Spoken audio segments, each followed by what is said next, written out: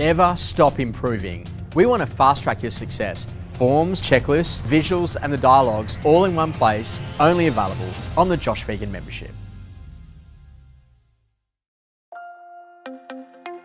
Hi there, and welcome to this month's Growth, Leadership and Management Tip.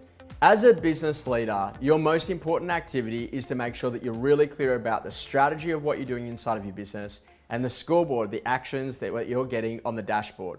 Now, what we know straight away is a lot of people in business kind of think they've got everything mapped, but it's so in your head that the people in the business aren't actually getting the results. Let's have a little bit of a look about some of the key numbers that you're going to be going after. And as a business principle, it's really easy to talk to people about, we just need to go and make calls. And then there's kind of like this conversation that one day you go to training and you go, now you just need to get connections. But you know, the most important thing is that they're all activities.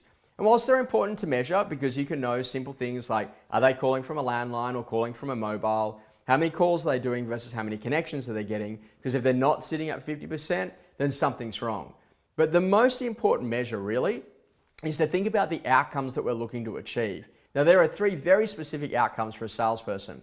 The first one is the number of buyer appointments that they're booking, particularly when a market changes. Getting buyers through property is absolutely critical because it gets us offers to allow the property to either sell or to position it so it can be sold.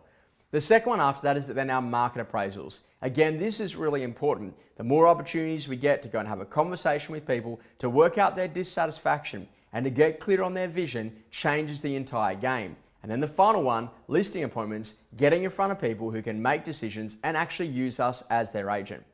Now, if you really want to look at it, the most important conversation is to get the outcomes up of getting more buyer appointments, more market appraisals, more listing appointments per salesperson.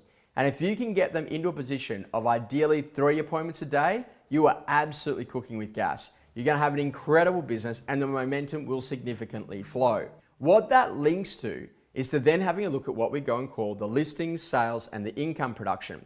And we know that if you measure these every week for the month to date, your goal is to make sure that they are listing more than they're selling, because in this market, you can't just list the same amount that you expect to sell. You need to list more in order to be able to sell the same amount that you were doing last year to then go and produce the income. Now, what we know is that if you list consistently by the quarter of the month, halfway through the month, 3/4 of the way through the month, and you're at those numbers, then you're actually going to allow yourself to get to that real level of success. So here's a better quality question. When you're working with people inside of your business, are they focused on activities or outcomes? Have you got them in a position that they're clear about what their measurement is, or are you giving them 5,000 different statistics, which actually doesn't help them to make better decisions? Now let's just think about this very simple scenario. You're driving along in your car, and as you're driving, you look in the rear vision mirror and you see that you're being followed by the police. What do you do next?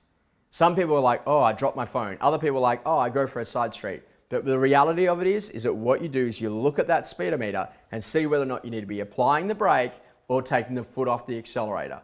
And this is such an important point. When you look at the dashboard, you know how to adjust. And the problem for most people in business, they don't have a dashboard and they adjust far too late and it ends up in a lot of critical errors.